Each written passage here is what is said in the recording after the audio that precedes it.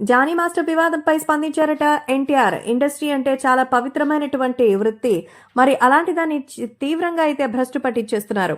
అసలు ఇండస్ట్రీలో ఏం జరుగుతుందనేది అర్థం చేసుకోవడానికే నిజంగా అసలు మాటలు రావడం లేదు. జానీ మాస్టర్ ఎంతో అద్భుతమైనటువంటి ఒక కొరియోగ్రాఫర్. పర్సనల్ గా కూడా ఆయన్ని చాలాసార్లు మాట్లాడాం.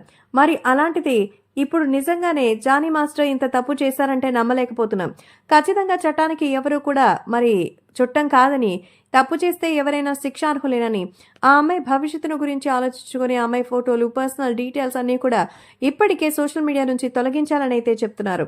సో జానీ మాస్టర్ వివాదం గురించి జూనియర్ ఎన్టీఆర్ స్పందిస్తూ, ఖచ్చితంగా తప్పు కనుక నిరూపితమైతే జానీ మాస్టర్కి అందరికీ వేసే శిక్షే విధించాలని, భవిష్యత్తులో ఇలాంటివి ఎవరూ చేయకుండా ఉండాలంటూ ఆయన చెప్తున్నారు.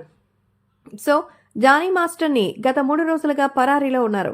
ఎటకేలకు బెంగళూరులో అయితే ఆయన్ని పట్టుకున్నట్టుగా అయితే తెలుస్తోంది.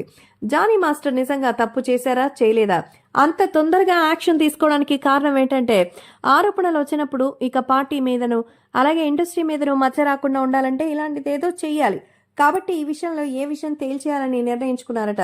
సో జానీ మాస్టర్ వివాదంలో పోలీసులని బురిడి కొట్టించి మరి పరారీ అయినట్టుగా అయితే తెలుస్తోంది.